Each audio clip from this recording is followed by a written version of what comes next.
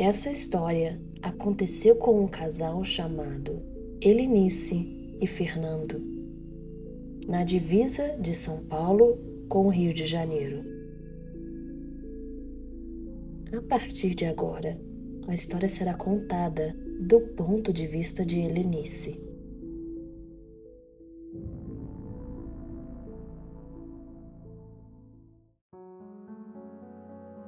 Fomos para a Serra da Bocaina num fim de semana prolongado. Eu e Fernando, depois de meses tentando sincronizar nossos horários. Fernando, sempre tão dedicado ao trabalho, tinha reservado o chalé com antecedência. Queríamos um lugar isolado, longe de qualquer sinal de celular ou internet, onde os sons do dia fossem substituídos pela tranquilidade da noite. Eu, particularmente, senti uma mistura de empolgação e apreensão. Já ouvira histórias sobre a Bocaina, sobre as noites misteriosas e as trilhas silenciosas. A Serra da Bocaina, que se divide entre os estados de São Paulo e Rio de Janeiro, é uma das regiões mais preservadas da Mata Atlântica, com cachoeiras imponentes, trilhas sinuosas e vales cercados por um manto verde que se estende até onde a vista alcança. Ali a natureza é soberana, com árvores centenárias e uma rica fauna que inclui desde macacos até aves exóticas. Aquele cenário parecia quase outro mundo. Chegamos num sábado à tarde. O chalé era pequeno e rústico, mas aconchegante, encravado na encosta de uma montanha, rodeado pela mata fechada. Tinha uma varanda com vista para o verde das montanhas e um riacho próximo, cujas águas correndo se misturavam ao silêncio do lugar. Fernando logo se pôs a descarregar o carro, enquanto eu fui explorar os arredores, tentando captar o ar fresco, a paz do local. Mas de alguma forma, não conseguia afastar uma sensação estranha, como se estivesse sendo observada.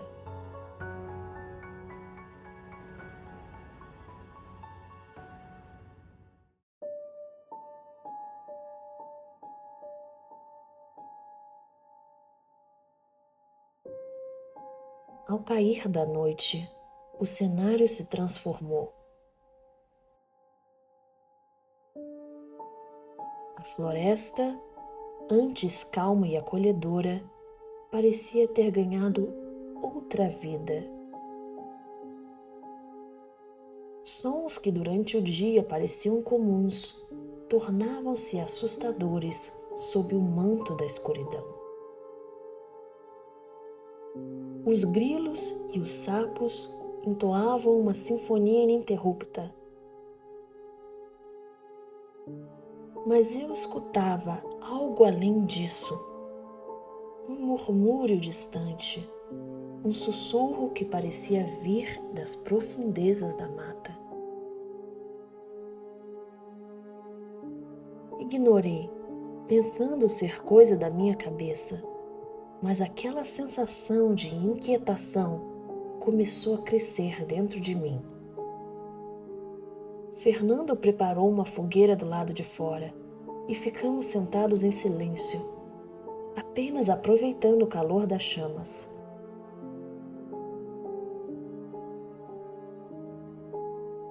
Foi então que ouvimos o primeiro som estranho.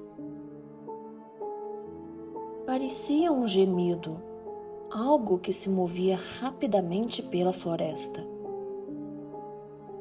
Fernando tentou me tranquilizar, dizendo que deveria ser algum animal noturno, talvez uma coruja ou um pequeno predador em busca de caça. Mas aquele som tinha algo de humano. Eu ri nervosa, tentando afastar o medo crescente. Na segunda noite, o clima estava mais pesado. Chovera durante o dia e a névoa subia da floresta como um véu sinistro, ocultando as copas das árvores. Quando a escuridão finalmente caiu, Fernando sugeriu que fizéssemos uma pequena trilha para ver a cachoeira ali perto. Hesitei, mas ele me convenceu dizendo que seria um passeio curto e que voltaríamos logo. Hoje sei que não deveríamos ter feito isso.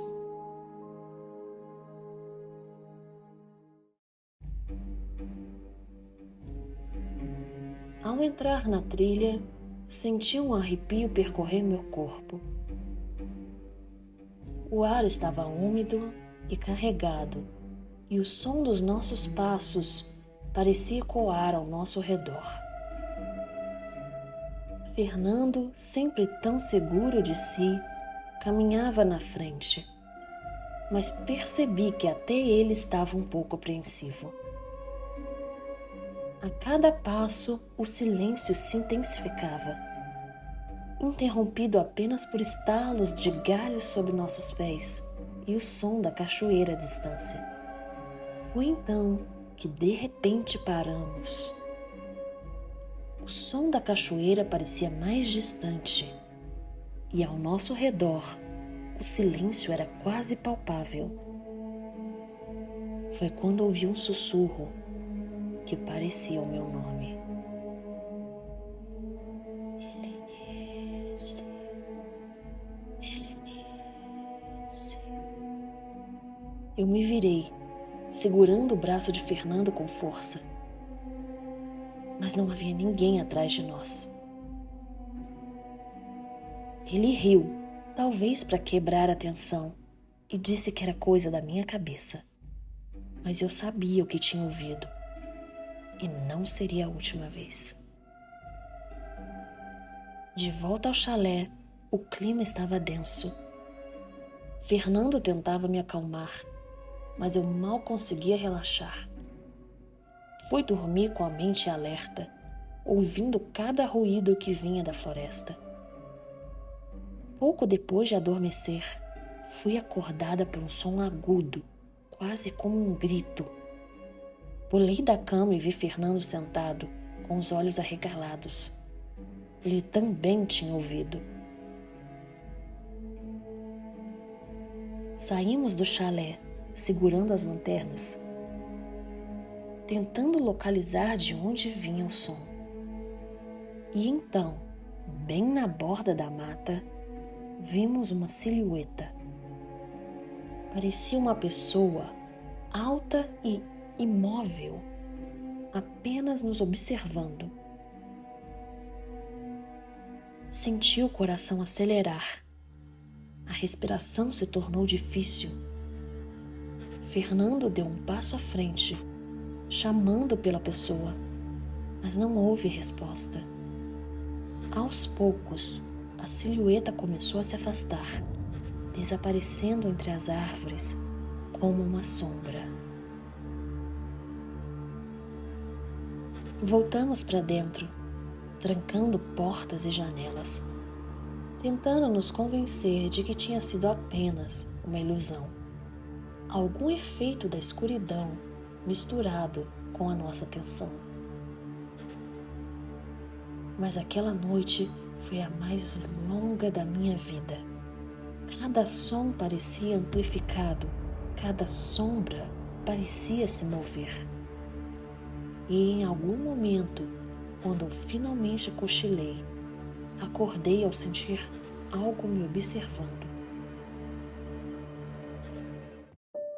Na última manhã, antes de partir, encontramos um homem da região. Era um senhor de idade, com a pele enrugada pelo sol e as mãos calejadas. Decidimos perguntar a ele sobre o que havíamos vivido, com certo receio de parecer bobos.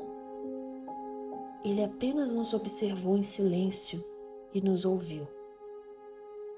Depois de um tempo, ele disse com a voz grave: "Dizem que a mata guarda segredos. alguns antigos, outros nem tanto. Quem não é daqui, às vezes sente o que não deveria. Fiquei arrepiada, mas o homem não disse mais nada. Apenas acenou e seguiu seu caminho, deixando um silêncio pesado no ar. Voltamos para casa naquele dia e, embora tentássemos, nunca conseguimos explicar o que realmente aconteceu. A bocaina ficou para trás, mas os sussurros e sombras permanecem vivos na minha memória.